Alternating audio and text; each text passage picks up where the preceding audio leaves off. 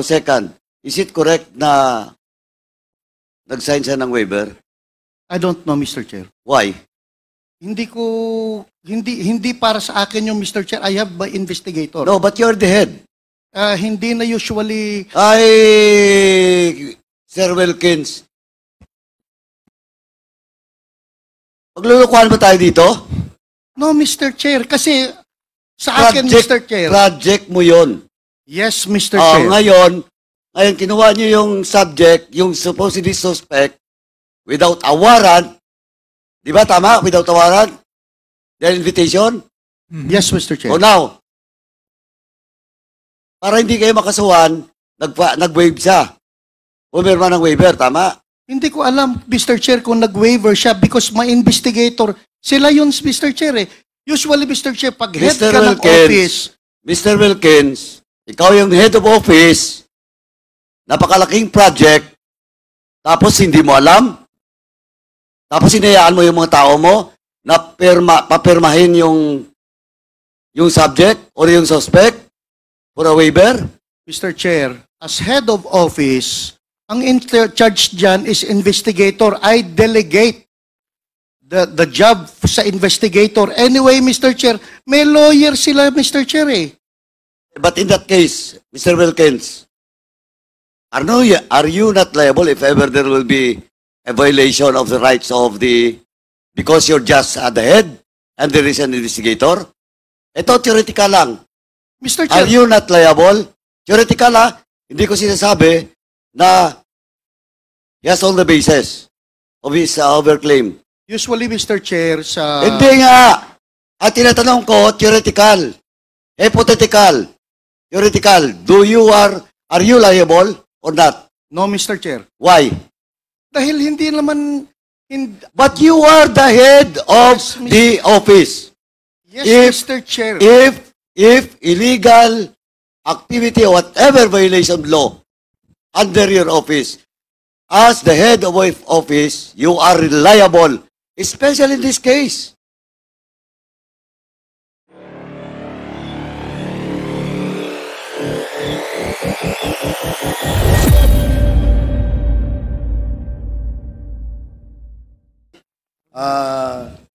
I'd like to give the floor first to the chair of the Committee on Human Rights, Congressman Benny Abante.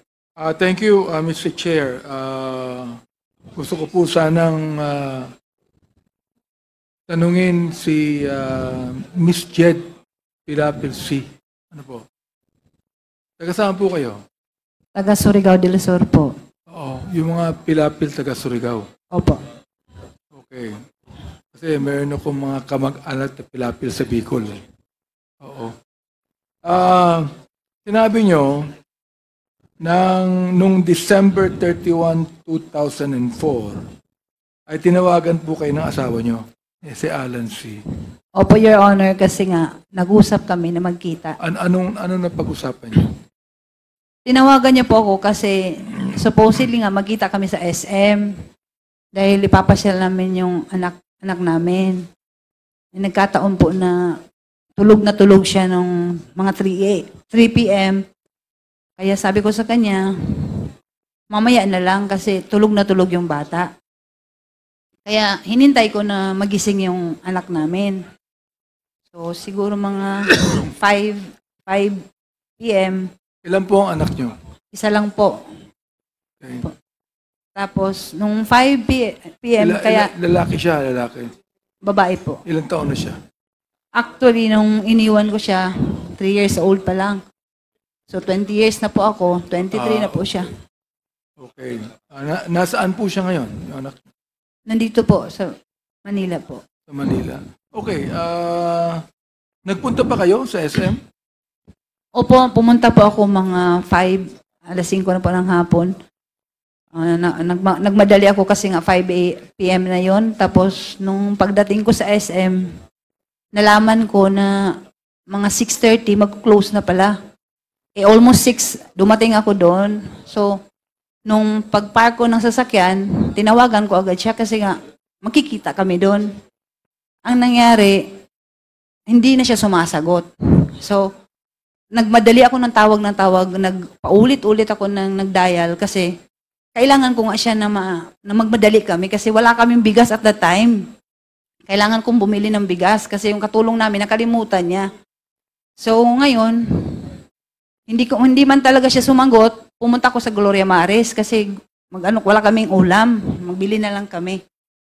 So yun sa shortcut, hindi talaga kami nagkita.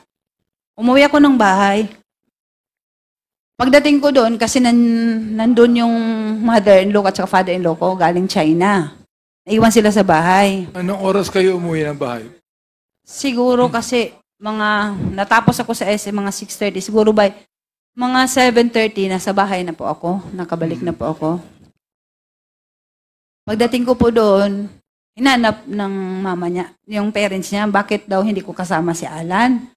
Sabi ko po, hindi ko siya nakausap, wala. Pilipino po ba si Alan o Chinese? Ano po, Your Honor? Pilipino ba si Alan o Chinese? Chinese po. Chinese, hindi siya Pilipino. Hindi po. Okay. So, anong pagkakilala niyo sa kanya?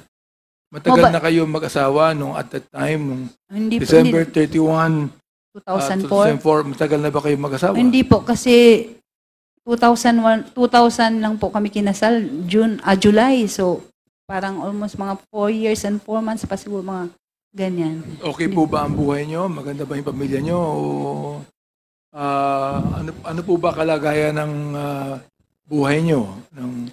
Sa awa ng Diyos, okay naman po kasi nga, businessman naman po siya. Maayos naman, kaya lang, ito nga ang realidad dahil na sinuway ko yung mother ko, nung nag-asawa na ako, naging battered wife ako. Opo. Ano ibig sabihin ng battered wife? Nananakit po siya kasi... Si Alan C. Opo. Sinasaktan ka. Opo, Your Honor.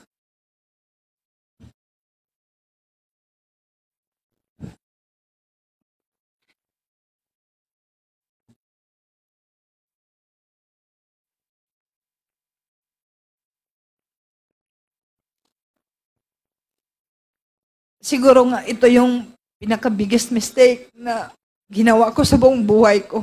Kasi sa pag-disobey ko sa parents ko. Pero kahit sinasaktan ka, mahal mo pa rin yung asawa mo. Ganun po, Your Honor. Tsaka hindi ako pwede magsumong kasi nga, kagustuhan ko, parang sa pride ko rin, ayaw ko na mapahiya ko sa family ko kasi sinunod ko man yung gusto ko. Hindi mo siya hiniwalayan. Hindi ka miwalay sa kanya. Nag-attempt po ako nung mga buntis pa po ako at that time, siguro, mga 7 months. Nag-attempt ako na gusto ko siya na, layuan. Pero hindi ko rin nakaya kasi yung family, parang inayos kami. Bumalik din ako. So, anong ginagawa sa iyo ng asawa mo? Ibig sabihin ng battered wife, binubugbog ka ba niya? O? Opo, yung may instance talaga, nung muntik ako namatay, yung na-hospital ako sa, Davao Doc. Yun ang, na pinaka-worst. Dahil nga, nagkaroon ako ng, hindi ko maintindihan kasi baliktad yun, Your Honor. Yung itong floor, nasa taas, yung sa taas, hindi ako makakain, tapos, hindi ako makatayo. So, parang natakot man siya. Pinadala niya ako sa ospital. Pinatingnan niya ako dun sa, yung neurologist ba yun, parang, yun. Tapos, yung ba'y ginagawa niya palagi o ilang beses niyang ginawa sa iyo mula nung kinasal? madalas po, Your Honor. Ang nakakaalam po yung one time talaga kasi yung mother-in-law ko, minsan nagbakasyon na yun sa amin. Naka-witness siya nung sinasaktan ako. Yung mama niya talaga ang may alam. Napapagalitan naman siya pero siguro walang yung mama niya kasi mamagawa yung matanda. Ang nabanggit mo sa iyong sinumpaang salaysay, ng 9:30 ng gabi, ikaw ay pinuntahan ni Mayor Duterte. Opo, Your Honor. Kilala mo ba siya? Kilala ko siya as mayor at the time po na nangyari po ito.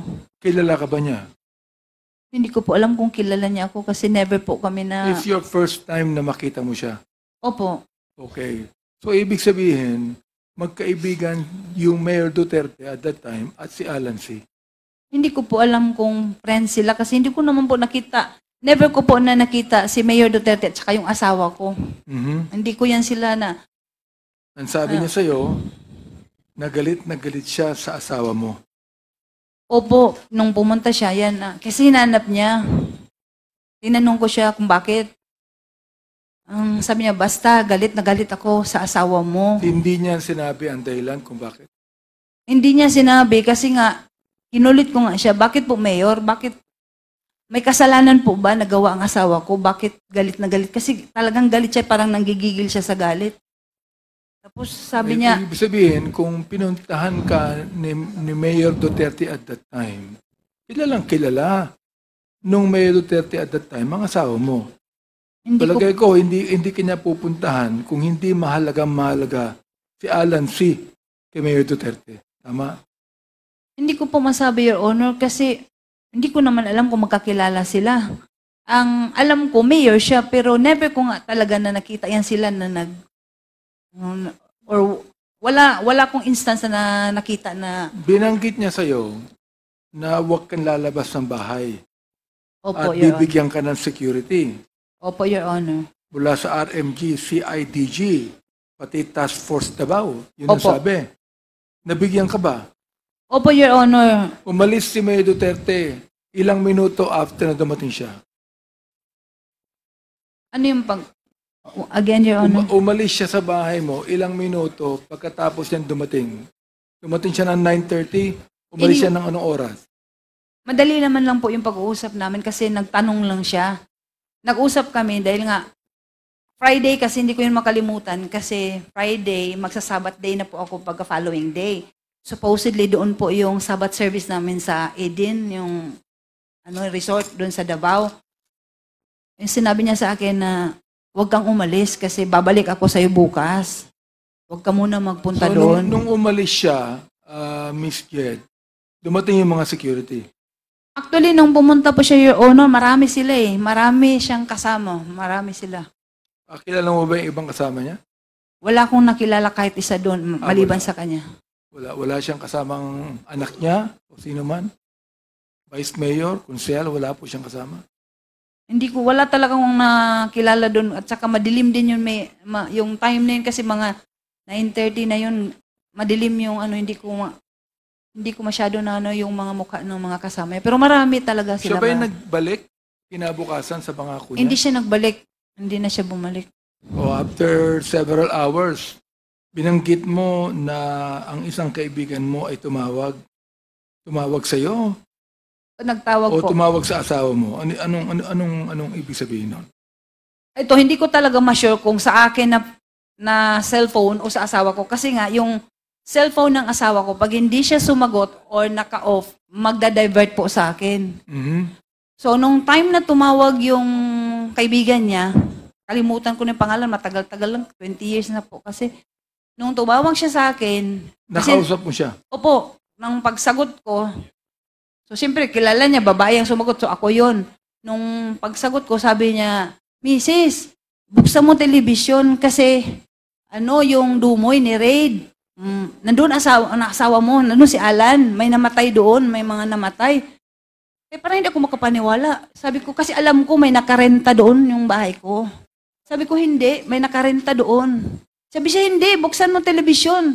May bahay ka doon? Yung, actually kasi, Your Honor, yung Dumoy na property is nakapangalan po sa akin. Nakapangalan sa'yo? Opo. Ang Dumoy property. Opo. Yung pinagganapan ng krimen. Opo. Yung nirentahan ni Alex Kim, nakapangalan yun sa akin. Meron nga kami yung contract of lease. Gaano kalayo yun sa Arlene apartment kung saan ka nakatira? Medyo malayo po, Your Honor, kasi Toril yun, yung apartment namin, nasa lang yun sa Agdaw. So malayo-layo. Ibig sabihin, Turil yung Dumoy, yung Arlene sa Agdaw. Sa Agdaw, Which is how many hours away? Mga 30 minutes o 1 hour? Hindi naman siguro maabot ng oras. Okay. Ang nabanggit mo, noong January 1, 2005, inimbitahan ka ng PDEA sa kanilang opisina. Nagpunta ka, di ba? Sa PDEA, opo. Okay, PDEA. Oo. Kilala mo ba yung PDEA ang nakipag-usap sa'yo?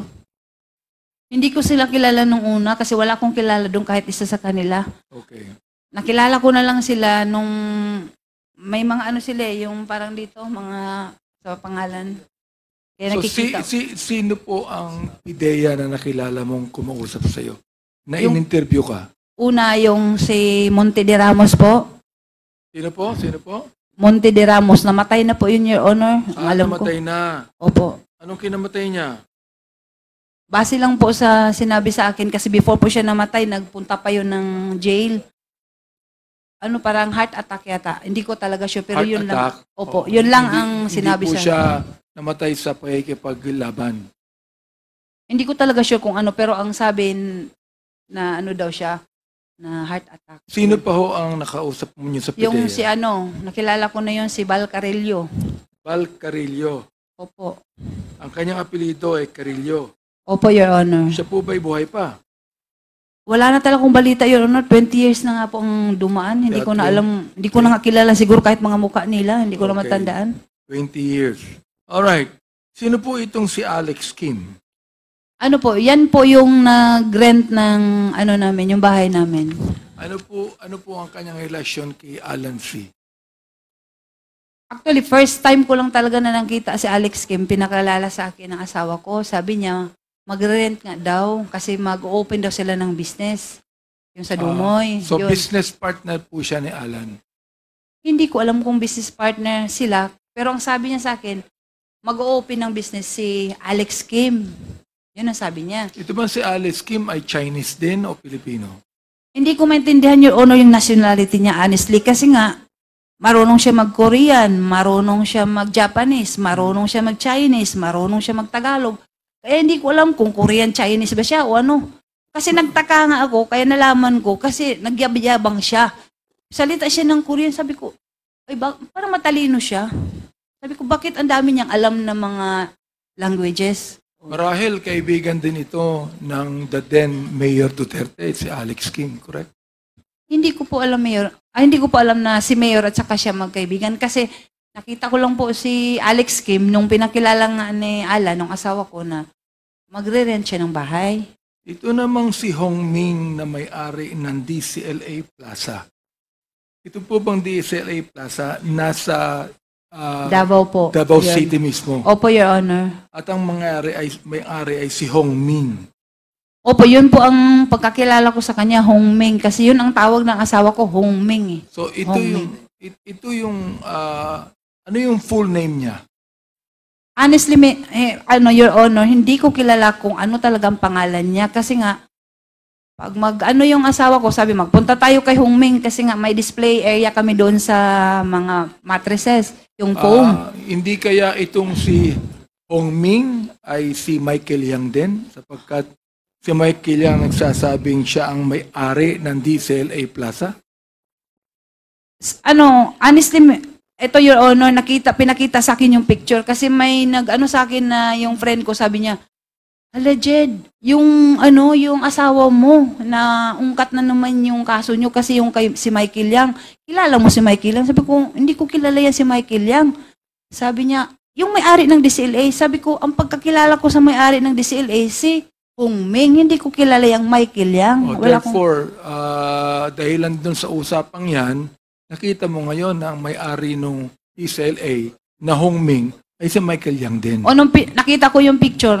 Opo, siya po yun. Meron ba kayong dalang picture ngayon ni Hong Ming o ni Wala. Michael Yang? Wala po akong picture sa kanya. Pero may pinakita ka sa akin kanina. Yung Pwede bang ipakita natin ang picture ng Michael Yang? Palagay ko, makikita mo kung sino siya. I-flash natin po ang picture ng Michael Yang.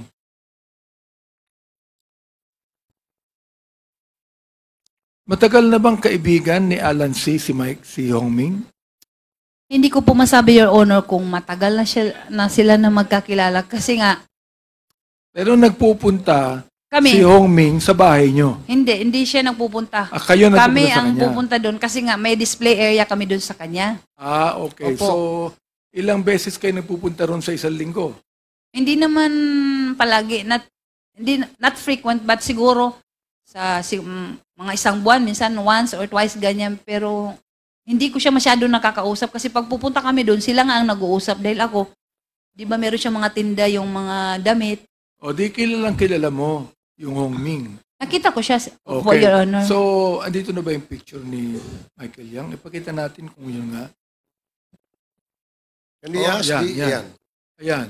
Siya Opo, ba yun? Your Honor, siya po. Siya. Therefore, tinuturo po dito, Mr. Chair, na itong si Hong Ming ay si Michael Yang. Alam niyo po ba na si Michael Yang ay ginawang advisor ng Mayor Teto nung siya ay naging Pangulo? I'm sorry po, Your Honor, pero wala na po akong alam na ano pala siya. Yung economic advisor. Opo. Opo. Pero nabanggit niyo, economic Opo, advisor. ganito. Wala po akong alam, pero sa balita na lang nung nagkaroon na nga ng gulo na ano pala siya. Kasi hindi ko man nakalain na pwede pala yung Chinese maging ganyan economic advisor kasi alam ko pure Chinese siya. Sino po ang nagsabi sa inyo na drug lord ang asawa niyo? Yung mga pideya po. Pidea mismo. Opo. Ang nagsabing drug lord ang asawa ninyo. Opo. Pero hindi nila sinabi na itong si Michael Yang drug lord. Never po napag-usapan si Michael Yang nung time po na kinakausap ako ng mga pideya. Hindi ko po yan na rinig sa kanila yung pangalan ng Michael Yang. Narinig ko na lang talaga yung pumutok yung issue na parang nagkagulo na dawit yung pangalan Pero po. wala kang alam sa ibang mga activities ng asawa mo. Wala po akong alam, Your Honor, kasi nga yung As buhay. in talagang wala. Wala po. Maliban na lang po siguro sa mga bagay na katulad yan, magsabi siya, o bibili ako ng property, pirmahan mo. Ganyan. Pipirma na lang ako. Nabanggit mo sa yung affidavit na kung ikaw ay ini-interrogate ng PIDEA, ay yung mga sagot mo ay kanilang tinitwist o pinapalitan. Opo. Ano pong ibig sabihin nun? Ganito po, Your Honor, yan ang honestly, I must admit talaga, yun ang dahilan na talagang nagano ko ng galit sa PIDEA. Kasi nga, nung in-invite ako, I never thought na yung statement ko pala na sasabihin ng mga sagot ko, doon din sila kukuha ng mga, yung gagawin nila ng para makasuhan kami. Kasi nagsasabi ako ng totoo, sinasagot ko sila ng maayos, nagulat na lang ako pagdating doon sa yung nag-hearing na kami. Katulad nun, inutusan ako ng asawa ko na magbili ng Venetian blinds. Kasi before yan, before na-occupy ni yung ngayon Michael Yang, ni Hongme, si Alex Kim, yung bahay kasi kailangan pa siyang ayos. So, sabi ng asawa ko, magbili ka ng, kasi mainit doon yung sa window. Ito, nabanggit mo na pinafabricate Opo, yun po ang totoo ang yun. mga salita mo. Opo. So, pakibigyan mo nga kami ng example ng pinabricate ng PIDEA ang mga salita. Ito po yung hindi ko makalimutan na statement na yung Venetian blinds na dala ko, pinadala ng asawa ko, pinahati doon sa Dumoy, hindi pa po yun na-occupy ni Alex Kim. Nagtaka ko pagdating doon sa statement, sinabi nagdala ako ng karton-karton ng mga chemicals. Nagdi-deliver ako doon. Kasabwat daw ako sa yung drug operation ng asawa ko. So, Okay. yun ang pinakaano ko na natatandaan ko sa ngayon, Your Miss Honor. Jed, kilala mo ang direktor ng PIDEA, si Wilkins Villanueva? Opo, nagkaharap po kami, Your Honor. Nandito siya ngayon. Pakitingnan mo nga at ituro mo sa amin kung kilala mo. Pakitayo, tumayo ka lang mo. Sapagkat nandito siya Tingnan natin kung kilala mo siya. Tumayo ka lang, umikot ka, tumayo ka. Tingnan mo maigi.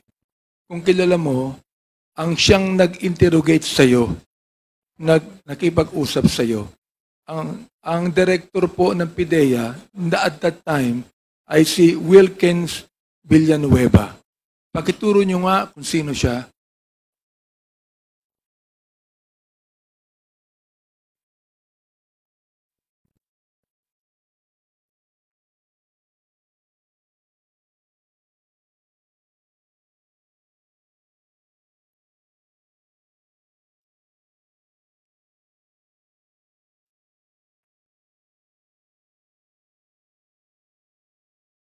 Kilala nyo na po siya?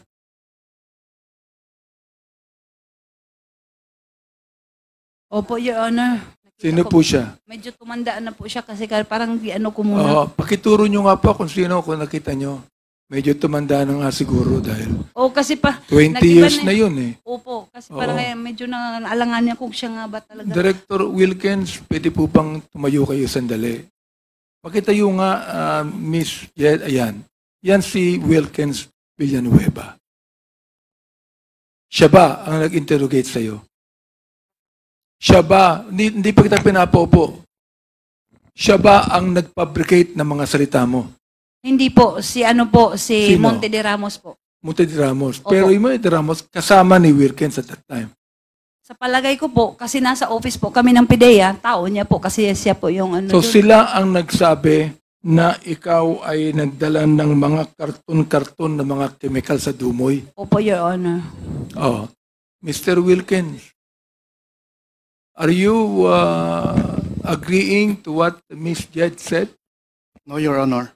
No, you're not. Oo.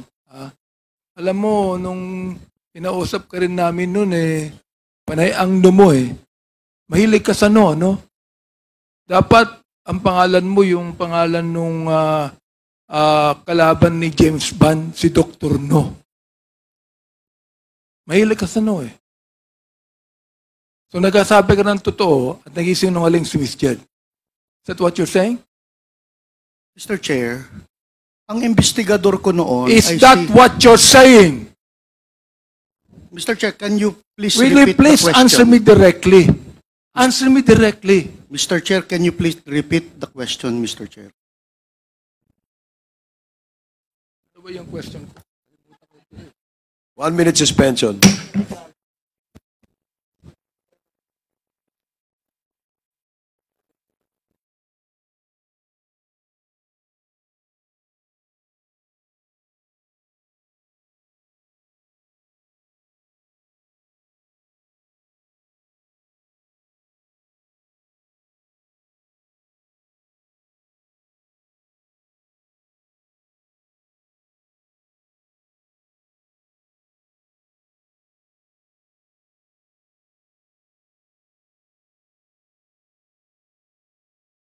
Okay.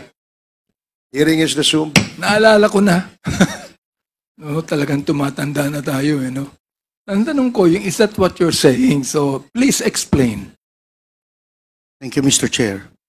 Mr. Chair, si Monte de Ramos was my investigator. So, ang sabi ni Jed Pilapil, dinala siya sa PIDEA. Tinanong si Jed Pilapil kung kasama ako doon na nagtatanong. Hindi siya sigurado, Mr. Chair, pero she presumed na naandun ako dahil nasa opisina ako. While in fact, wala naman siyang knowledge na naandun ako actual doon sa nag-i-investigate si Monte de Ramos, Mr. Chair. Tama ba yon, Miss Jed? Your Honor, pwede po i-correct ko lang po yung statement. Kasi ganito, di ba tinanong niyo po ako kung si Wilkins Villanueva po ba yung nagtanong sa akin. Sabi ko po sa inyo, hindi po siya si Monte de Ramos, yung tao niya, ang nagtanong sa akin. Pero never ako na nagsabi na yung ano ba yung sinabi niya kanina, parang mali Kasi ang sinabi ko po, si Monte de Ramos. Tinanong mo ako ulit na ano yung... Kasama niya. Anong kasama ba niya? Oo. Sabi ko, probably kasi tao niya. Pero wala siya nung time na nag-investigate si Monte de Ramos. Wala siya. Wala siya. Paano mo siya nakilala? Kasi actually, isa siya sa mga sa akin po, nag-interrogate. Aha. Sino po ang nagkaso sa inyo? Ang PIDEA? Hindi ko po alam, pero sila po ngayon nag-file ng case sa amin. Sila ang nag-file ng case sa inyo. Opo, kasi Ano po ang ebidensyang ipinakita sa inyo? actually, Your Sa Honor, korte? hindi ko po alam kung ano po. Kasi nga, Sapagkat na-convict ka, di ba? Convicted yun ang ka. actually, ayoko na nga sana itong balikan, Your Honor, 20 years ago. Medyo masakit na I was able to forgive sa PIDEA. Kasi parang, kung ano man yung ginawa ng asawa ko, kasi nasira yung buhay ko at saka yung anak ko, I've learned to forgive kahit si Sir Wilkins. Ayoko na sanang balikan to. Sa totoo lang kasi, masakit yung ginawa nila. Ang worst doon kasi nung time na ano ba yun, basta yung, hindi ko maintindihan kasi, yung inquest ba yan na, ay before yun, nag-waiver pala ako, pina-waive ako ng, hindi ko alam kung lawyer ko, hindi ko rin naintindihan kung bakit, basta ang sabi, mag-waive ako, dahil makasuhan daw sila ng illegal detention, dahil wala nga kaming kaso, sa totoo lang po, Your Honor. O dahil sa takot ko po, dahil sabi ng lawyer ko, hindi ko daw alam po kung ano yung katotohanan dito. Baka daw madamay ako dito. Sabi niya, magpirma ka na lang ng waiver for safekeeping. Yun ang naintindihan ko. Pero Sabi ng hindi. lawyer mo. Opo. Sino po ang lawyer niyo nang sabi niyan? At that time po, si Attorney Zulueta po. Ano po siya? Saan siya nag-law lawyer? Parang dito Private lawyer po siya? Opo, Your Honor. Okay. Tapos So noon, bakit niya nasabi na pumirma na lang kayo ng waiver? siguro Your Honor, dahil din wala talaga akong alam sa mga ganito. Dahil first time, sa life ko, sa family ko, wala akong mga kaalam-alam ng mga ganyan. Siguro lang, takot din ako na, at that time kasi nga, sabi niya, wala daw akong alam sa mga katotohanan for safety. Actually, napilitan ako, pumirma ako ng waiver para hindi sila makasuhan ng PDEA ng illegal detention. So, Mr. Director Wilken, can you please explain that to us? Inyong kinasuhan si Miss Jed, na-convict po siya at nakakulong ng 20 years. Narinig po ninyo, ang buhay niya ay nasira at wala siyang involvement sa operasyon ng kanyang asawa at pinabricate ng PIDEA ang kanyang mga sinasabi. Ano po masasabi niyo doon? Mr. Chair, 3 months yung surveillance and casing operations ng PIDEA. Si Jed Pilapilsi, siya yung namimili ng mga equipment, freezer, water circulating vacuum pump. Siya yung nagdadala dun sa Dumoy Clandestine Laboratory, Mr. Chair. And then, during the time na doon sa korte, dininay ni Jed Pilapil, nakilala niya si Alex Kim. Mantalang merong mga footages kami na nag-uusap sila ni Alex Kim on a dinner. Mr. Chair, the case has already, she was convicted in court and she was upheld by the Supreme Court. Itong kaso niya, Mr. Chair.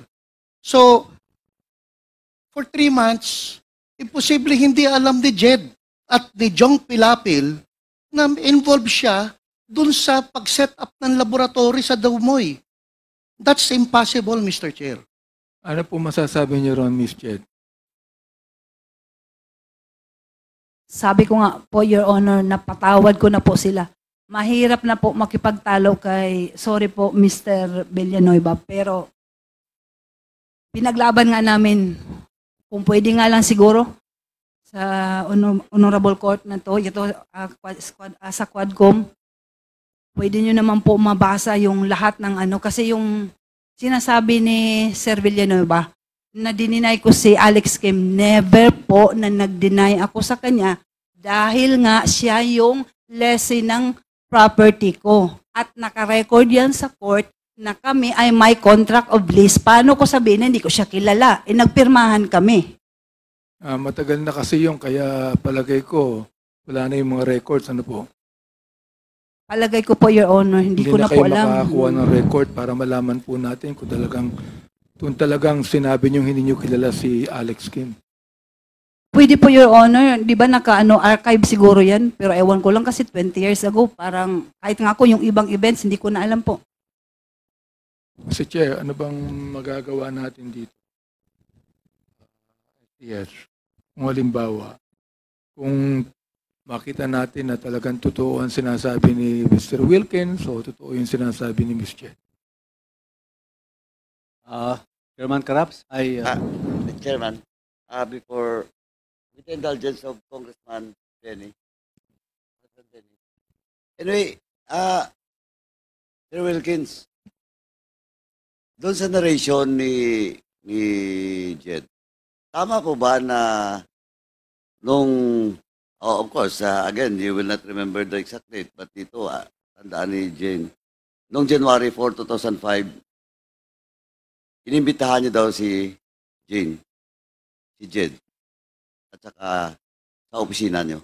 Hindi ko ma-remember yung Oh, date. yung date. Pero, Basta but you ininbitahan confirm. siya. But you confirm. Na ininbitahan siya sa Oh, yeah. office. I don't know the date, Mr. Chair. Okay. Now, second, is it correct na nag-sign siya ng waiver? I don't know, Mr. Chair. Why? Hindi para sa akin yung Mr. Chair. I have my investigator. No, but you're the head. Hindi na usually Ay, Sir Wilkins. Maglulukuhan ba tayo dito? no, Mr. Chair. Kasi sa akin, Mr. Chair. Project mo yon. Yes, Mr. Oh, Chair. ngayon, kinuha niyo yung subject, yung supposedly suspect, without a warrant. Di ba tama? Without a warrant? The invitation? Yes, Mr. Chair. O now, para hindi kayo makasuhan, nag-waive siya. Pumirma ng waiver, tama? Hindi ko alam, Mr. Chair, kung nag-waiver siya because my investigator, sila yun, Mr. Chair eh. Usually, Mr. Chair, pag head Mr. ka ng Wilkins. office, Mr. Wilkins, ikaw yung head of office, napakalaking project, tapos hindi mo alam, tapos hinayaan mo yung mga tao mo na papirmahin yung subject or yung suspect for a waiver? Mr. Chair, as head of office, ang in-charge dyan is investigator. I delegate the job sa investigator. Anyway, Mr. Chair, may lawyer sila, Mr. Chair eh.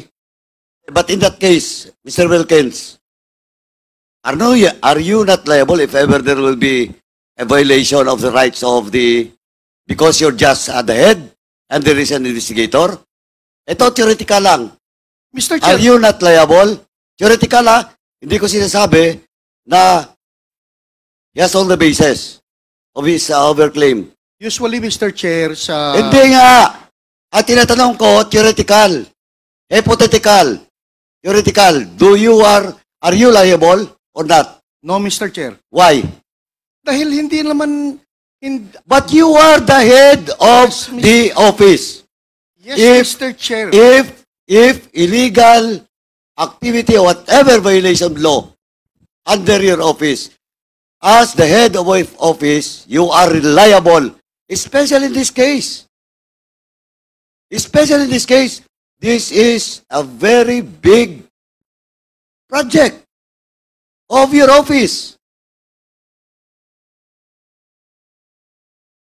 Oh, si AC Mr. nandito. Ito, si AC, this is not, si AC, this is not the subject. Are you a lawyer, sir? Good afternoon, Mr. Chair, and to all the other members of the This is not the subject in your invitation, no? But tanongin na kita. In this case, ito, hypothetical lang. If the investigator of Wilkins violates the right of the suspect, is he not liable of any case? Mr. Chair, there are circumstances that has to be met for the principle of command responsibility to apply to the extent that the principal may be liable. Because, Mr. Chair, as explained by former Executive Director General Villanueva, he mentioned that he delegated the conduct of, if I heard him correctly, the conduct of that operation to his No, investigation. that is not the conduct of the So- operation, the conduct of the investigation, Conduct of the interrogation, Mr. Chair. of the interrogation. Yes, Mr. Chair. Pero sa project, nandun siya. Directly being supervised by Mr. Wilkins. Like, At inamin niya yan. Well, in fact, nagyabang pa siya dito. That is not a project of a Seattle, that is my project. And that's in record. Now, in that case, Attorney, yes, Mr. Chair. is he liable? Again, Mr. Chair, as I mentioned nga po, there are circumstances that would qualify Corrupt for it. Paduano, Ah. the indulgence na nilang attorney. Ang tanong natin is he liable on the basis of command responsibility? Mr. Chair, as I am explaining, there should be qualifying circumstances present in a case for a principal to be liable under command responsibility. There is, Kailangan just like what you've said, that he delegated the authority to investigate. Kumonte de Ramos. Hindi na makapagsasabi ngayon, patay na eh. Palagay ko, namatay siya dahil dyan eh. Mr. Chair, Pangalawa, walang arrest warrant. Is that a violation too? Mr. Chair, if I heard the representation of Mr. Villanueva correctly a while ago, the matter is already decided with finality in the Supreme Court. I would not like to comment on the merits thereof as it may violate our duty as lawyer as far as there is already a decision made by the Supreme Court. But again, with regard po doon sa possible accountability, administrative accountability or liability of Mr. Villanueva as the principal or head of the office during the time of that conduct of investigation, it will all depend po dun sa mga attending circumstances. Because as I mentioned, Mr. Chair, one of the requirements is that the principal should know that there is an irregularity or an omission that was committed, and despite knowing of such irregularity or wrong committed by his subordinates, he failed to take corrective actions on the matter. So The irregularity caused the brokenness of the family actually. Anyway, Miss Jed, nabanggit mo na hanggang ngayon, hindi mo alam kung buhay pa o patay na ang iyong asawa? Hanggang ngayon, hindi mo alam. Yes, Your Honor. Okay. Mr. Wilkins, alam mo ba napatay na si Alan C? Mr. Chair, wala siya doon sa laboratory when the time was when we raided the laboratory, Mr. Chair. So hindi mo rin alam kung buhay Hindi siya. ko alam, Mr. Chair. Okay. So, ayan. Miss Jed, narinig mo ang sinabi ni Director Wilkins na hindi rin niya alam kung buhay o patay ang asawa mo. Opo, Your Honor. Actually, kung pwede pa akong magsalita, sabi ko nga, sa 20 years, I was able to accept na God has a purpose. Kung buhay man si Alan C. or patay, gusto ko na sana matahimik na po ito, Your Honor. Kasi nagsuffer na po ako ng 20 years, yung anak ko. Di ba kanina sabi nga ng may decided na may finality na po yung kaso namin. Wala na akong magawa eh. Pero siguro tama yung sinasabi sa Bible na Proverbs 13:23 na for lack of justice there is waste. By waste talaga. Kasi yung buhay namin ng kami, magkapatid. Supposedly, hindi kami nagpapagasto sa gobyerno, sa pagkain, sa rasyon, sa kulungan. Siguro mas productive ko pag nasa labas. Pero sa nangyari, anyway, sabi ko nga, wala na kami magawa. Tapos na eh. 20 years, hindi ganun kadali. Pero with God's grace po, He has a purpose at naging makabuluhan ng buhay ko sa kulungan. At yun ang pinapapasalamat ko. Sana po, bigyan na po ng peace ito kasi parang useless din, Your Honor. Dahil hindi na po maibabalik lahat ng na-damage sa buhay ko. Salamat po sa inyong attitude. Ilan taon pa po kayo sa kulungan, Miss Jed? Ano? Ilan taon pa ho kayo sa kulungan? Nakawala na ba kayo o ano ba? Ang status nyo ngayon? Actually po, Your Honor, as far as I know po, I have already served the maximum sentence po. Kasi nga, with the GCTA po, nagpapasalamat po sa Panginoon dahil nga, mayroon yung bagong yata batas.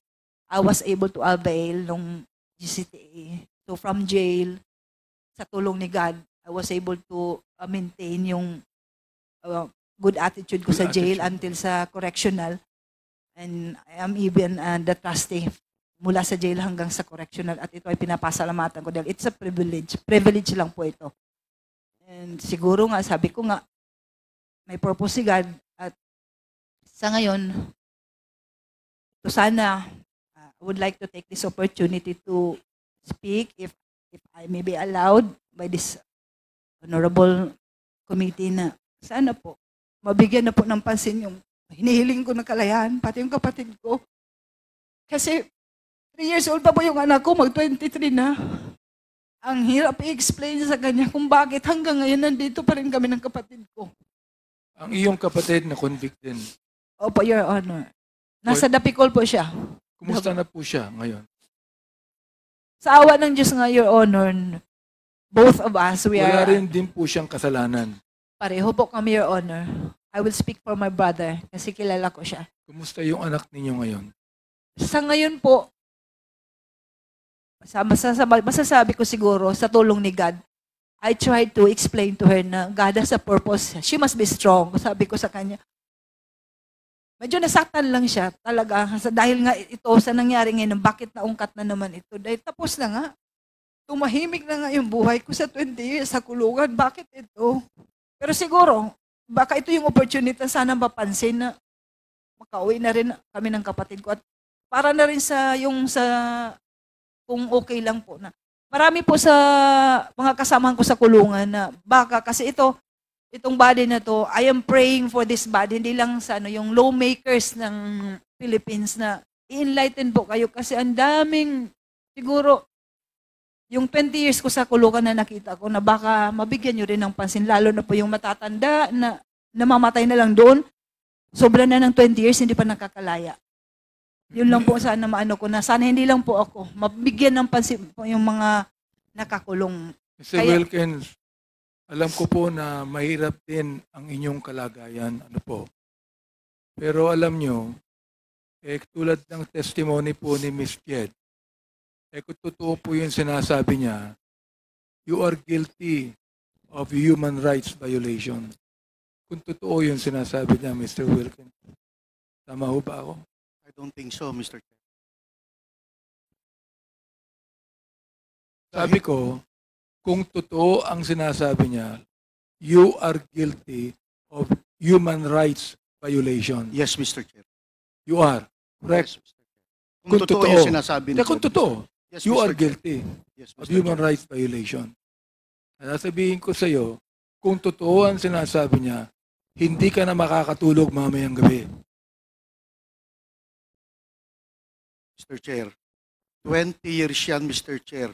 Kitang-kita ko sa mga video. Hindi ko na kinakailangan pang explanation mo, Mr. Wilkins. Mr.